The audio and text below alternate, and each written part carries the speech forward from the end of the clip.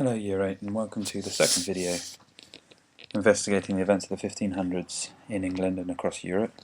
Today's focus is the Tudor family, and we'll be looking at the Tudor family tree and trying to get an understanding of who was related to who and who had which children.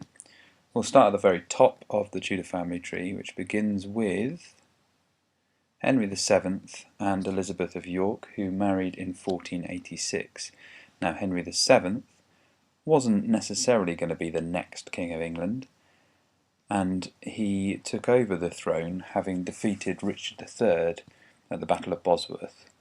This ended nearly 30 years of civil war between two families within England, the Yorkists and the Lancastrians. Henry was a Lancastrian, and his wife was a Yorkist, and by marrying Elizabeth of York he not only secured the throne for himself but brought an end to that war, that conflict. Now, Elizabeth of York and Henry VIII had a total of 8 children, but only 4 of them survived into adulthood. We can see them there. We've got Arthur, Margaret, the one we'll probably all know, Henry VIII, and then finally Mary. So let's just have a look at each one individually.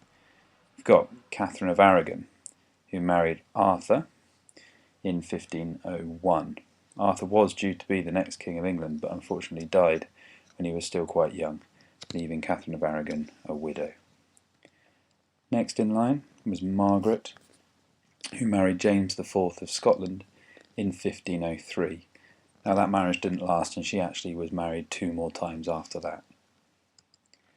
Next along we have Henry VIII, whose first marriage was to his brother's widow, Catherine of Aragon, and they married in 1508.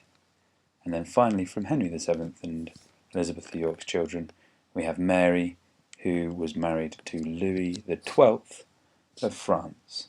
And just like her sister Margaret, that first marriage didn't last, and she was actually married 1 more time as well.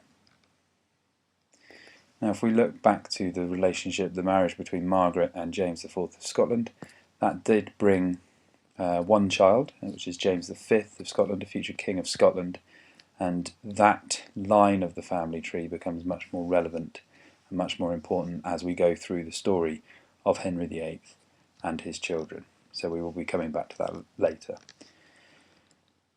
Henry VIII's marriage to Catherine of Aragon, whilst they were still married, did bring 1 child that survived, and that was Mary, later to become Mary I of England, and she was born in 1516. Now, the one fact that most people know about Henry VIII before they sat in any history lesson is that he was married a total of 6 times. And Henry VIII's marriage to Catherine of Aragon didn't last. We'll be looking at the reasons for that and the events surrounding that in a future lesson.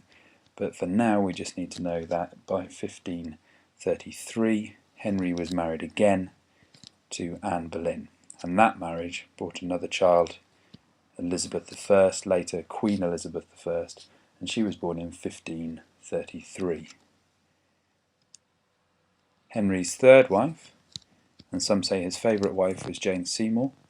They were married in 1536, and their marriage brought 1 child as well, Edward VI, later King of England, who was born in 1537. Now, unfortunately, his birth led to the death of Jane Seymour. She died soon after the birth of Edward VI, leaving Henry single once again.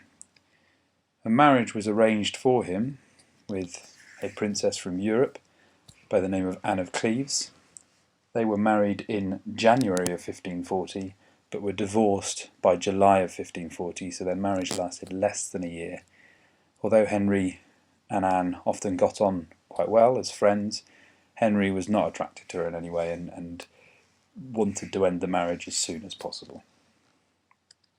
And finally, the last 2 wives of Henry VIII were Catherine Howard, who he married in 1540, and then finally we come to Catherine Parr, who he married in 1543. And she survived until the end of Henry VIII's life in 1547. So, just to summarise, Henry VII had 4 children who survived longer than a year or 2. Henry VII married Elizabeth of York to bring years of fighting between two powerful families to an end. Henry VII's children married people from Spain, Scotland and France. Henry VIII got married to his brother's wife after Arthur had died. Henry was married to 6 women and often remembered the fate of these women by remembering divorced, beheaded, died, divorced, beheaded and survived. And finally Henry VIII had 3 children, Mary, Elizabeth and Edward.